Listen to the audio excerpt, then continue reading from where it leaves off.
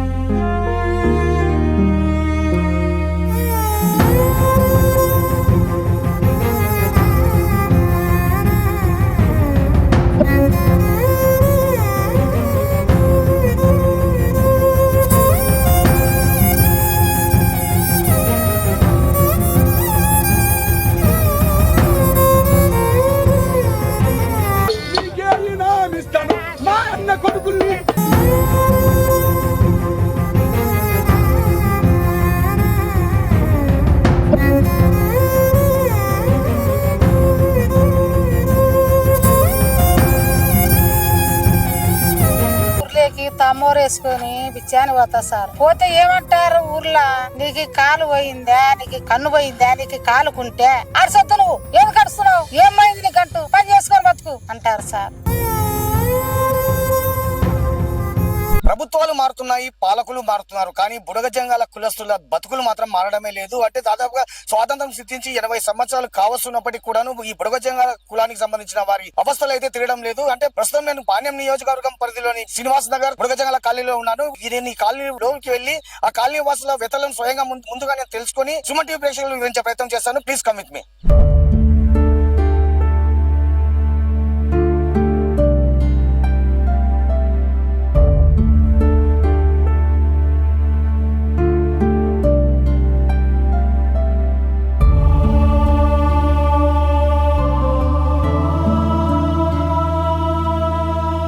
Jangala colony వాసి రామాంజలి ప్రస్తుతం మనతో ఉన్నారు. తనతో మాట్లాడే ప్రయత్నం చేద్దాం. రామాంజలి గారు నమస్తే అండి. నమస్తే సార్. మీ ప్రధాన సమస్య ఏంటి అసలు? మీ ప్రధాన డిమాండ్ ఏంటి అసలు? సార్, స్వాతంత్రం వచ్చి ఇప్పటికి నేటికి 80 సంవత్సరాలు అవుతున్నా, రాజ్యాంగం వచ్చి 75 సంవత్సరాలు అయిపోతున్నా, మాకు రాజ్యాంగంలో కానీ మాకు వచ్చిన ఇంతవరకు హక్కులు ప్రతి ఒక్కరికి వచ్చిన కానీ మా బుడగ సంఘాలకు హక్కులు లేవు సార్. ఇంకోటి మాకు ఏమైంది, ఎక్కడ వ్యాపారం చేసుకున్నా, ఎక్కడ కూడా మనం వ్యాపారం చేసుకున్నామంటే మేము మా సొంత స్వయ కృషితో చేసుకోవాలా. ఏమైనా వ్యాపారం చేసి లోన్ ప్రతి ఒక్క కులానికి ఒక లోన్ ప్రకారం ఉన్నాయి సార్. మాకు లోన్ పెట్టుకుని పోదామంటే మీకు సర్టిఫికేట్ ఏదైనా అడుగుతున్నారు. మా సర్టిఫికేట్ ఏది లేక మేము లోన్ అప్లికేషన్ కూడా పెట్టుకోవడానికి కూడా లేదు సార్. మా వీళ్ళు ఎందుకంటే జీవస్థితి మేము వ్యాపారాలు చేసుకోవాలంటే మా సొంత స్వయ కృషితో ఎంతసేపు పెట్టుబడులు పెడతాం సార్. పెట్టుబడులు పెట్టడానికి మా దగ్గర డబ్బులు లేక లోన్లు అంటే మీకు ఏ క్యాస్ట్ ఏది ఉంది అని అడుగుతారు.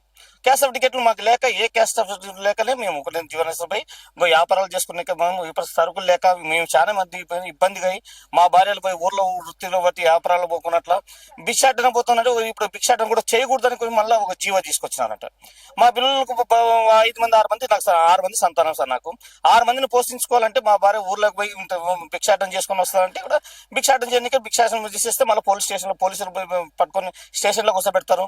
మీరు భిక్షాటన చేయకూడదు అన్నట్టు అదొక జీవో వచ్చింది, మీరు చేయకూడదు అంటే మా బతుకులు జీవన ఉపాధికి మా బుడగ జంగాల పరిస్థితి చాలా దీన స్థితిగా అయిపోయినాం సార్. దానికి ప్రధాన డిమాండ్ ఏంటంటే అసలు మాకు క్యాస్ట్ సర్టిఫికేట్ లేకనే సార్ ఇన్ని అవస్థలు. ప్రతి ఒక్క భూమిపై పుట్టిన ప్రతి ఒక్క కులానికి క్యాస్ట్ సర్టిఫికేట్ ఉంది, మా బుడగ సంఘాలకు మాత్రమే లేదు. ప్రతి ఒక్కరు ఎలక్షన్ లో వచ్చినప్పుడు అందరికి మీకు బుడగ సంఘాలకు న్యాయం చేయాలని అని అంటారు. మళ్ళీ ఇంత ఎలక్షన్ లో అయిపోయిన తర్వాత మమ్మల్ని పట్టించుకున్న నాదుడే లేడు. ప్రతి ఒక్క మొన్న పోయినసారి కానీ గత ప్రభుత్వాలను పట్టించుకోపోయినా ఇప్పుడున్న ప్రభుత్వం మన తెలుగుదేశం కూటమి ప్రభుత్వం వచ్చింది కదా. ప్రతి ఒక్క కులానికి మా కులం నుంచి ప్రతి ఒక్కరు బుర్రకథలు చెప్పుకొని ప్రతి ఒక్కరు ఇంటింటికి యాదస్థితిలో పోయినవాడు. ఇప్పుడున్న ప్రభుత్వాలను మమ్మల్ని పట్టించుకొని క్యాస్ట్ సర్టిఫికేట్ అనిపిస్తే మేము మా పిల్లలు కూడా భవిష్యత్తు బాగుంటుందని మిమ్మల్ని మీ ద్వారా ప్రభుత్వాలను వేడుకుంటున్నాం సార్. ఇప్పుడు తెలంగాణ రాష్ట్రంలో మీ కులస్తులకు గుర్తింపు ఉంది సార్. ఇక్కడ ఎందుకండి ఆంధ్రప్రదేశ్ లో ఎందుకు లేదు? ఈడ సార్ పక్కనే మాకు 10 కిలోమీటర్ల దూరంలోనే పుల్లూరు ఉంది సార్. పుల్లూరులో ఉన్న వాళ్ళకు మా వాళ్ళే ఉన్నారు సార్. వాళ్ళకి ఎస్సీ సర్టిఫికేట్లు ఉన్నాయి. వాళ్ళు ఇంత వ్యాపారాలు సబ్సిడీ లోన్లు పెట్టుకుని వ్యాపారాలు చేసుకుంటున్నారు. మళ్ళీ వాళ్ళకు చదువుకుంటున్నారు, మంచి ఉద్యోగాలు సంపాదిస్తున్నారు. మాకు ఇక్కడ ఆంధ్రప్రదేశ్ లో పుట్టడమే మా దౌర్భాగ్యమా? ఈ ఆంధ్రప్రదేశ్ లో పుట్టకున్నట్లు ఉండింటే బాగుండేనమా అనే ఆలోచన వస్తుంది సార్ మాకు. ఈ ఆంధ్రప్రదేశ్ లో పుట్టడం ఎందుకు పుట్టామా అనేది కూడా బాధ అనిపిస్తుంది సార్ మాకు. ఈ ఆంధ్రప్రదేశ్ లో పుట్టకుండా సరే మీకు ఇక్కడ ఉండొద్దండి, నివసించొద్దండి, మీరు తెలంగాణకే పోయి బతుకుపోండి అంటే కూడా మేము ఇక్కడ ఉన్నటువన్నీ తీసుకుని పోయి తెలంగాణలో బతుకుతాం సార్. మా పరిస్థితి ఎంత ఉందంటే అంత దయానికరంగా ఉంది.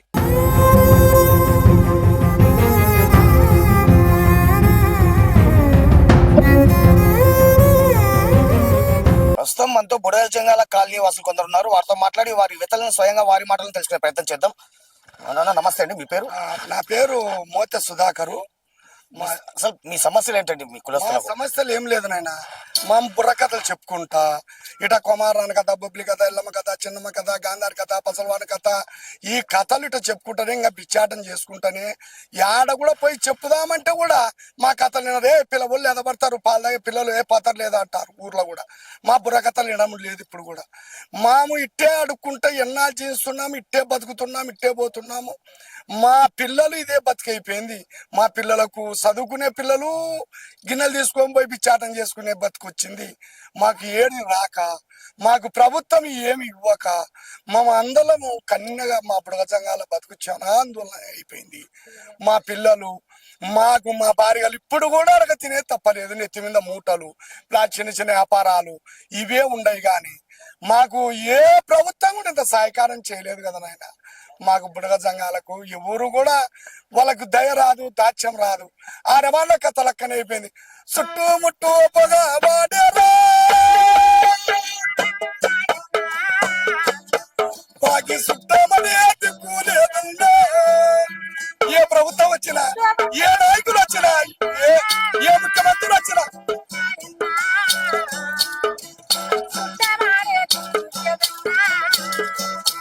మా పిల్లలకు అన్నము లేదన్నా. మా భార్యల్ని బోధించాలి ఏమయ్యా. మంగళ సూత్రాలకు కూడా తక్కువగా ఉన్నారు. అడగ తిని బతుకుతున్నాము మా బుడగ సంఘాలం.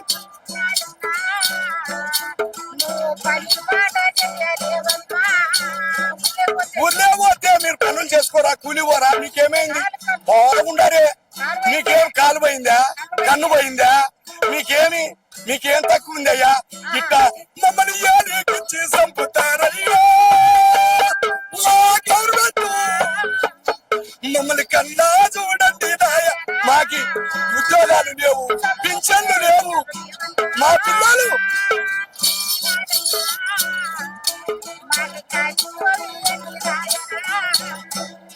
మాకు ఇట్ట ఈ ఆందోళన చేరుతున్నాం నాయన.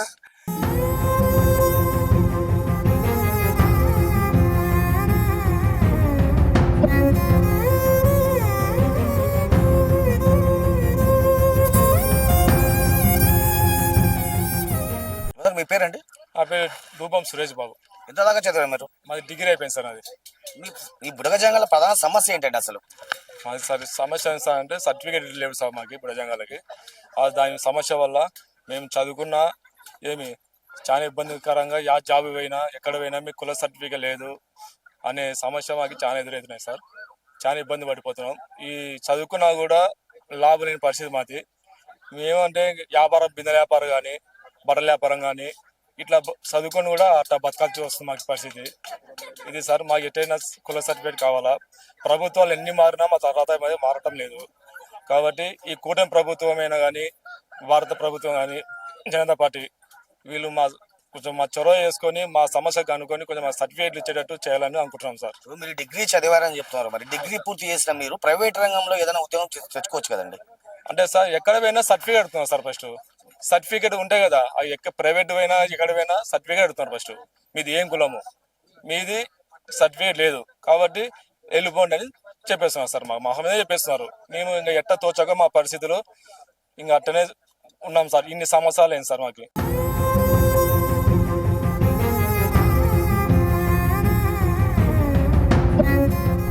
మీ ప్రధాన సమస్య మేడం అసలు? నేను ఊర్లోకి తమ్మోరు వేసుకొని బిచ్చాని పోతా సార్. పోతే ఏమంటారు ఊర్లో, నీకు కాలు పోయిందా, నీకు కన్ను పోయిందా, నీకు కాలుకుంటే అరసొద్దు, నువ్వు ఏది కడుస్తున్నావు, ఏమైంది నీకంటూ, పని చేసుకొని బతుకు అంటారు సార్. ఒక పింఛన్ కాటి పోతే నా పింఛన్ ఇయ్యరు. ఇన్ని సంవత్సరాల నుంచి కథ చెప్తున్నాం. ఇంత కళాకారుల పింఛన్ వద్దా మాకు? ఎవరు ఇవ్వటం లేదు, మమ్మల్ని పట్టించుకోవటం లేదు. మా చదువుకున్న పిల్లలు ఆ క్యాస్ట్ లేక నెత్తిన మూటలు వేసుకొని గ్యాస్ రిపోర్ట్లు వ్యాపారం. ఏమన్న మాకు ఉద్యోగాలు ఇవ్వండి సార్ అని పోతే మీకు క్యాస్ట్ ఇవ్వండి అంటారు. మేమేమని పోయి చెప్పాలా? మాకు ఇస్తేనా మేము పోయి ఆడ క్యాస్ట్ ఉంది, మాకు ఉద్యోగాలు ఇవ్వండి అని చెప్పాను. మీ కుల ధృవీకరణ పత్రం ఇవ్వాలంటారు. ఇవ్వాలి సార్. మేము ఎట్లా బతకాలి సార్? మేము ఇదే బతికే, మా పిల్లలు ఇదే బతికే. ఇంకా రాంగ మమ్మల్ని ఊర్లో కూడా తిరగని ఉర్దూ ఇల్లు అని అంటున్నారు. చాలా సరిపోతుంది. మా కడుపుకి ఎట్లా బతకాలా? మా పిల్లలకి ఎట్లా? మా బట్ట ఎట్లా? మా పొట్ట ఎట్లా? మా పిల్లలు ఏమైతే అట్లా పోషియాల? ఊర్లో కూడా తిరగని కూడా చేస్తున్నారు.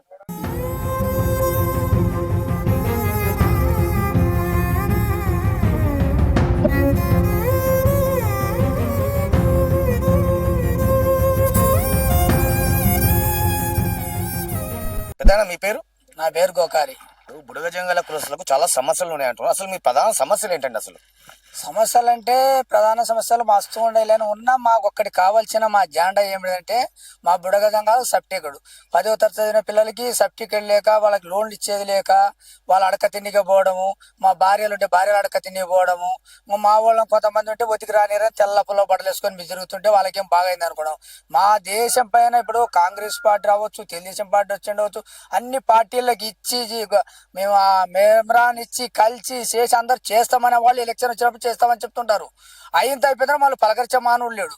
అందువల్ల ఎవరు కలిసిన మనిషి లేడు, చేయలేడు. అన్ని పార్టీలను కలిసిన మాకు ఈ కావాల్సినది ఒకటి, మా క్యాస్ట్ మాత్రం మాకు గుర్తించి అది ఇచ్చి క్యాస్ట్ ఇస్తే మా వాళ్ళు లోన్లు పెట్టుకుంటారు, వాళ్ళకి వ్యాపారాలు చేసుకుంటారు, మా లెక్క సమాజంలో సక్రంగా బతాం. లేదంటే మేము అడక తినకపోతున్నాము, గడక తినకపోతున్నాం. అడక తినకూడదు, అడక తింటే నీ పిల్లల్ని పోలీస్ చేయకూడదు, నీ కొడుకు అడుగుతుంటే పిల్లల్ని బడికి పంపేమని ప్రభుత్వం చెప్తుంది. బడిలో పోతే వాడికి రాసుకుంటలేడు. నీ క్యాస్ట్ అప్లై ఇస్తే రాసుకోవడం లేదు. వాడు 4వ తరగతి 5వ తరగతి ఒక చెప్తాడు, 5వ తరగతి కల్లా క్యాస్ట్ ఇచ్చిస్తావా లేదని వెనక్కి పంపిస్తున్నాడు. ఇవల్ల ఎన్ని చెప్పినా ప్రభుత్వాలు తెలుగుదేశం వచ్చా కాంగ్రెస్ వచ్చి అన్ని చేసినా కూడా అప్పుడు పూర్తిని చెప్పేది. ఇప్పటికి ఎన్ని సంవత్సరాలు అవుతుంది? 10 ఏళ్ళు 20 ఏళ్ళు నడిచినా కూడా ఏం లేదు, శూన్యం. శ్రీనివాస్ నగర్ బుడగ జంగాల కాలనీలో నివసిస్తున్న స్థానికులు కొందరు మహిళలు మనతో ఉన్నారు. వారితో మాట్లాడి మరిన్ని వివరాలు తెలుసుకునే ప్రయత్నం చేద్దాం. అమ్మా నమస్తే, మీ పేరమ్మా? నమస్కారం. మీ పేరమ్మా? కృష్ణవేణి. మీరేం వృత్తి చేస్తారమ్మా? అంటే మీరేం పని చేస్తారు? మేము ఇంకా ఇట్టనే చీరల వ్యాపారము, బిందెలు అట్లా సామాను అట్లా అమ్ముకొని బతుకుతున్నాం సార్. మా పిల్లలకి చదువు పంపిస్తున్నాం కానీ వాళ్ళకి క్యాస్ట్ లేదానికి వాళ్ళకి స్కాలర్షిప్ కూడా రావడం లే. మీది ఏ క్యాస్ట్ అంటే బుడగ జంగం అంటే ఏంది మీ క్యాస్ట్ అట్లా అని అడుగుతున్నారు. వాళ్ళకు స్కాలర్షిప్లు వాళ్ళకి కాలేజీలకు వేస్తే అవి అయితే ఏం మాకు రావడం లేదు. వాళ్ళకి పెద్ద పై చదువులకు పోవాలన్నా కానీ వాళ్ళకు మార్కులు ఇంత ఉంటేనే మేము చేర్పించుకుంటాము, ఇంత రానికే మార్కులు స్కాలర్షిప్ ఉండాలా, ఆ విధంగా అడుగుతున్నారు. అడుగుతున్నందుకు మా పిల్లలకు పై చదువులకు కూడా పోలేని పరిస్థితి. అందుకని ఇంకా ఎంత చదువు చదివినా పైకి పోదామంటే స్కాలర్షిప్ లేదు. ఇంకా మధ్యలోనే డ్రాప్ అయ్యి పిల్లలు పోయి ఇట్లనే ఇంకా ఎవరు మా కులం అంటే పైకి తిరగకుండా ఉంది. ఎంత చదువులు చదివినా ఇంకా ఇదే అనుకొని ఇంకా ఇట్లనే పిల్లల కానించి ఇంకా తరతరాలు మాకు ఇదే అయిపోతుంది. మాకు క్యాస్ట్ వస్తే ఇప్పుడు మీ ప్రధాన డిమాండ్ ఏమమ్మా? అసలు మాకు క్యాస్ట్ రావాలా సార్, మాకు అదొక్కటే. ఇంకా క్యాస్ట్ వస్తే అసలు మాకు ఈ లోకం అసలు ప్రపంచంలో మాకు ఒక గుర్తింపు అనేది లేదు. క్యాస్ట్ వస్తే మాకు ఒక చెప్పుకోనిక కూడా ఉంటుంది. ఏది మా పెద్దోళ్ళు చేస్తుండ్రి, కథలు చెప్పుతుండ్రి. అప్పుడు కథలు చెప్పేటోళ్ళు అంటే కూడా ఒక గౌరవం ఉండేది మాకి, పల్లెటూర్లలో కానీ ఎక్కడ కానీ. ఆ కథలు చెప్పుకుంటా అదే గౌరవం ఉండే కథలు ఇప్పుడు ఏమైనాయంటే రంగ బట్ట మీద సినిమాలు వచ్చా అవి వాయా, ఇవి వచ్చే సినిమా హాల్లో వచ్చా అవి వాయా. ఇంకా అన్ని పోయినాక కథలు చెప్పుకునే వాళ్ళు కూడా గౌరవం పోయి లాస్ట్ కి అడక తినే కులం అయిపోయింది మాది. జోలీలు వేసుకొని అడక తినే. మీ పేరమ్మా? నా పేరు ఎల్లమ్మ. మీరేం చేస్తారమ్మా? మేము వ్యాపారం పోతాం, బట్టల వ్యాపారంకి పోయే వాళ్ళము. ఇంక అడిగినా ఇదే బతికేమ్మది. ఏదన్నా పోయి అడగాలనుకున్నా చిక్కదు మాకి. మీది ఏమిట్లే, ఏం కులం మీది, ఎక్కడ మీ జాతి అనే తట్టగా అడుగుతారు మమ్మల్ని. మా మిట్ట బుడుగ జంగాల కోసం మేము ఇంత తిప్పలు పడుతున్నాం. మాకు ఏమీ లేదు. మా సన్న బిల్లులు వేసుకొని గుడిచాన్లు వేసుకుని ఉన్నాం కానీ వానలు వస్తే వరదలు వస్తే అట్టనే వండుకుంటాం. మాకు ఇంత గవర్నమెంట్ స్థలం లేదు, మాకు ఇంత ఏమీ లేదు. ఏమన్నా పోయి అడగదామంటే మీది ఎక్కడ మీ జాతి అనే తట్టుగా అడుగుతారు మమ్మల్ని. మాకి బుడుగ జంగాలు కాసిట్టు రావాలా అనే తట్టుగా మేము ఇజ్జతం పడుతున్నాం. కుల ధృవీకరణ పత్రం ఇవ్వాలంటారు. కుత్రం పత్రంగా మాత్రం ఖచ్చితంగా రావాలా మాకి. మా పిల్లల్ని వేసుకొని పండుకుంటున్నాం. సన్న బిల్లలు, వాన్లు అవి మన మేడం వచ్చింది ఏమి లేదు, చూసింది పోయింది. అమ్మ మా పరిస్థితి ఎట్లా అంటే చేస్తామని చెప్తారు, ఈ పొద్దు రేపని చెప్తారు. ఇంకా అది అట్లనే ఉంది. మాకైతే రాలే, ఇంతవరకైనా రావాలి అది ఖచ్చితంగా.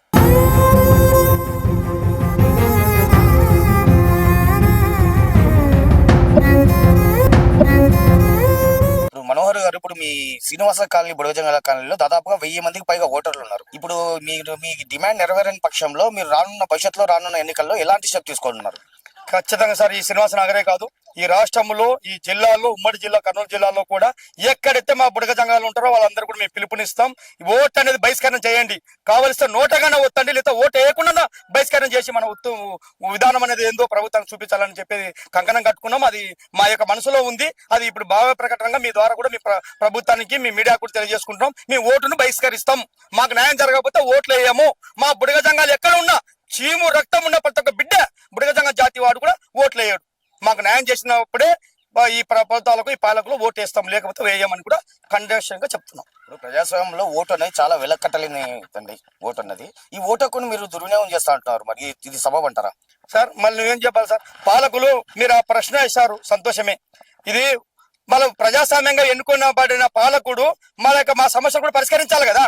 అది కూడా ఆయన బాధ్యత కదా. ఆయన కూడా పార్లమెంట్ లో అసెంబ్లీలో మాట్లాడి మాకు న్యాయం చేసినప్పుడే కదా మళ్ళీ ఆయన ఓటు అడగడానికి రావాలి. ఆయనే మాట తప్పుతున్నప్పుడు పాలకుడు వేసిన పాలకుడు తన గడ్డ ఎక్కి తన యొక్క విధానాన్ని మర్చిపోతున్నప్పుడు మేము ఓటు బహిష్కరించడం ఎందుకు? మా ఓటు వేసి వాళ్ళకి ఎందుకు వేసి మాకు ప్రయోజనం లేనప్పుడు ఆ ఓటు వేసే బదులు తిరస్కరించడం మేలు, లేదా ఓటును నోటాకి వేయడం మేలు అనే ఉద్దేశంతోనే మేము మా ప్రజల్ని చిత్రం చేస్తాం.